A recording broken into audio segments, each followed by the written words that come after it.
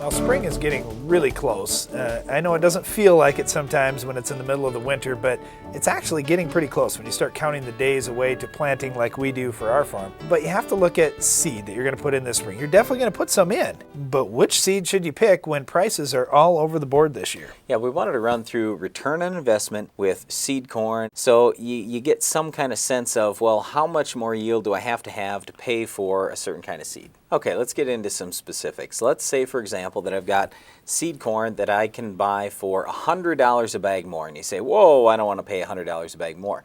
But let's get it down to a per acre basis. Okay, there's 80,000 seeds in that bag. Let's say you're planting 30,000 plants per acre. All right, if you divide the numbers out, that works out to $37.50 an acre. Well, if you have $3.50 corn, you'd have to have 10.7 bushels to pay for it.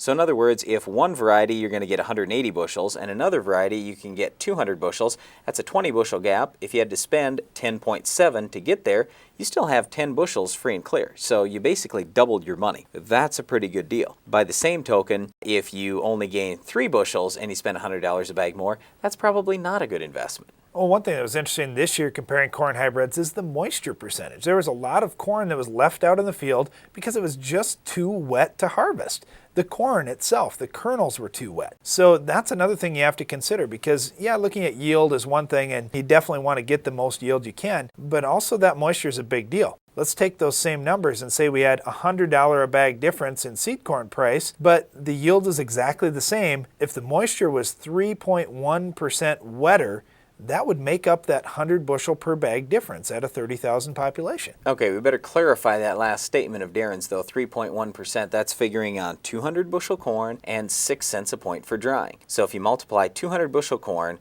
times 6 cents a point times 3.1 percentage points wetter, that's $37.50 an acre. So if you multiply that out, if you're at 30,000 population, that'd be $100 a bag. So what I'm saying is you can afford $100 a bag more for seed if it's just 3.1 percentage points drier.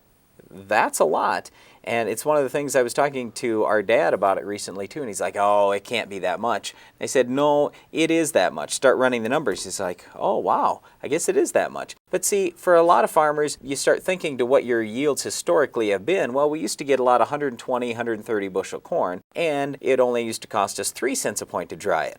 Well, those figures have dramatically changed. So you got to look at everything. It's never cut and dried like that where you have something that's exactly the same yield and you can just look at what the moisture difference is, or it's exactly the same moisture and you can just look at the yield difference. Usually there's a couple different things you're looking at. So what we're saying is if you're, say, 5 bushels less and a 1.5 wetter, that's $100 a bag that it really cost you, or $37.50 an acre that it cost you choosing the wrong hybrid versus the right one. So while you may save a lot of money on seed corn picking one hybrid over another, you do have to look at these two factors. Well, once again, our whole discussion today is based on running the numbers using whatever the commodity prices we can get for next year and whatever additional we're going to pay for seed, and just figuring that out ourselves. We do this on our own farm. We would encourage you to do it on your farm.